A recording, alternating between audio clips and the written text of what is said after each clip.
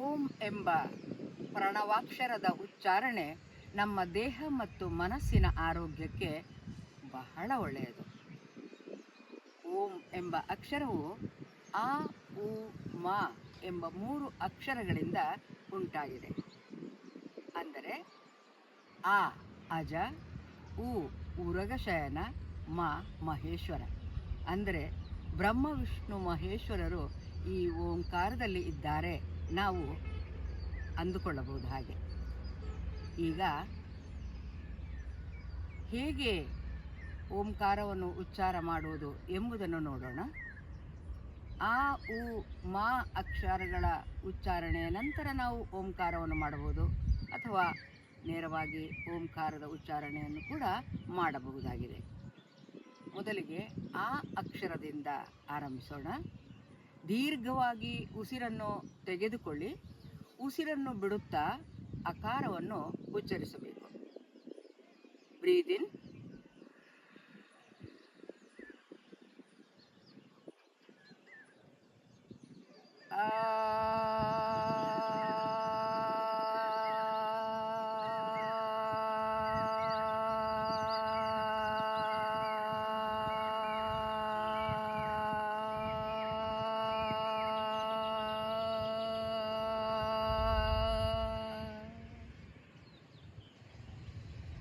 ಅಂದರೆ ಎಷ್ಟು ದೀರ್ಘವಾಗಿ ಸಾಧ್ಯವೋ ಅಷ್ಟು ದೀರ್ಘವಾಗಿ ಅಕಾರವನ್ನು ಉಚ್ಚರಿಸಬೇಕು. ನನ್ನ ಕೈಗಳನ್ನು ಗಮನಿಸಿ. ಧ್ಯಾನ ಮುದ್ರೆಯಲ್ಲಿ ಕೈಗಳನ್ನು ಇರಿಸಿಕೊಂಡಿದ್ದೇನೆ. ಈಗ ಉಕಾರದ ಉಚ್ಚಾರಣೆ. ದೀರ್ಘವಾಗಿ ಒಂದು ಬಾರಿ ಉಸಿರನ್ನು ತೆಗೆದುಕೊಳ್ಳಿ. ಬ್ರೀದ್ ಇನ್,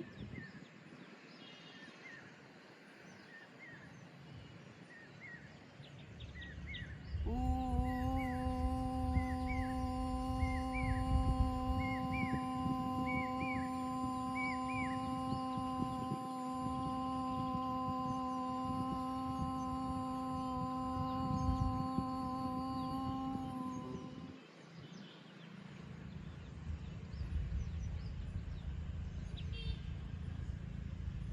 ಇನ್ನೊಮ್ಮೆ ದೀರ್ಘವಾಗಿ ಉಸಿರನ್ನು ತೆಗೆದುಕೊಳ್ಳಿ.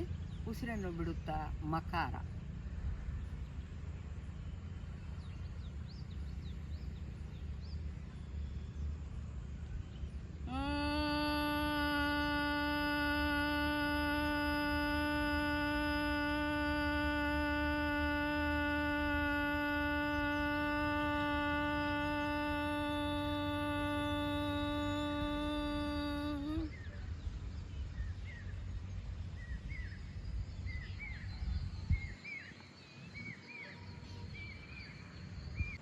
ಈಗ ಓಂಕಾರವನ್ನು ಉಚ್ಚರಿಸೋಣ. ದೀರ್ಘವಾಗಿ ಉಸಿರನ್ನು ತೆಗೆದುಕೊಳ್ಳಿ. ಉಸಿರನ್ನು ಬಿಡುತ್ತಾ ಓಂಕಾರ. Take a deep breath.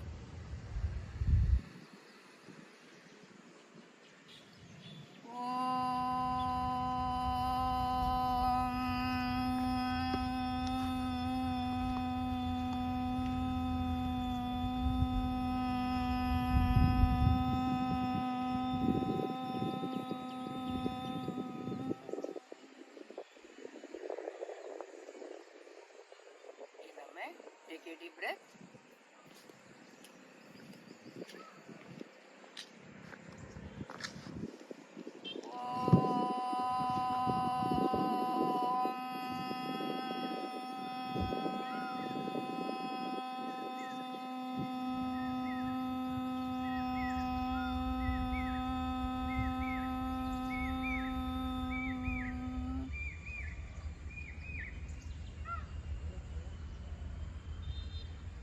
ಇನ್ನೊಂದು ಬಾರಿ ಓಂಕಾರ ಉಚ್ಚಾರಣೆ. ದೀರ್ಘವಾಗಿ ಉಸಿರನ್ನು ತೆಗೆದುಕೊಳ್ಳಿ.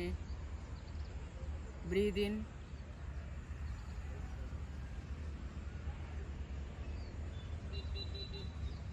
ಕಣ್ಣುಗಳನ್ನು ಹಗುರವಾಗಿ ಮುಚ್ಚಿಕೊಳ್ಳಿ.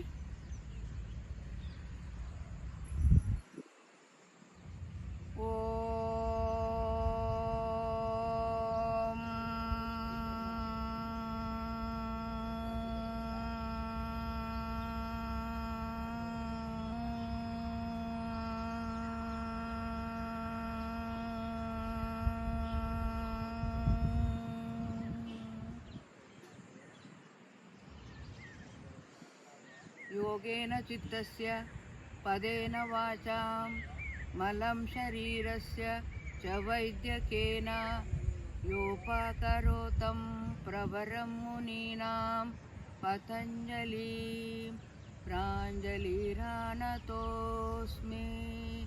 ॐ शान्ति शान्ति शान्तिः। हरि ओम्।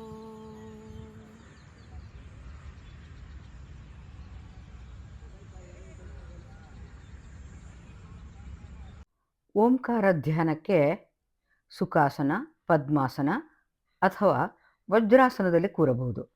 ಇಲ್ಲಿ ವಜ್ರಾಸನ ಮತ್ತು ಧ್ಯಾನ ಮುದ್ರೆಯನ್ನು ನಾನು ಆಯ್ಕೆ ಮಾಡಿಕೊಂಡಿದ್ದೇನೆ.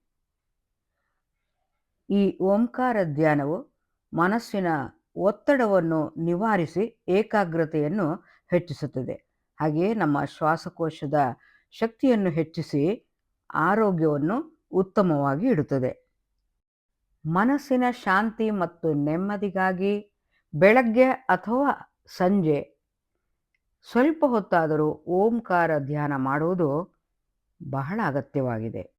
ಓಂಕಾರ ಧ್ಯಾನವು ಗಂಟಲನ್ನು ಸಶಕ್ತಗೊಳಿಸುವುದರಿಂದಾಗಿ ತರಗತಿಯಲ್ಲಿ ನಿಂತು ಪಾಠ ಮಾಡುವವರಿಗೆ ಮತ್ತು ಸಂಗೀತಾಭ್ಯಾಸಿಗಳಿಗೆ ತುಂಬ ಪ್ರಯೋಜನಕಾರಿಯಾಗಿದೆ. ವೀಕ್ಷಕರೇ, ನೀವು ಕೂಡ ಓಂಕಾರ ಧ್ಯಾನ ಅಭ್ಯಾಸ ಮಾಡುತ್ತಾ ಇದ್ದೀರಾ? ಇಷ್ಟು ಹೊತ್ತು ವೀಕ್ಷಿಸಿದ್ದಕ್ಕಾಗಿ ಧನ್ಯವಾದಗಳು.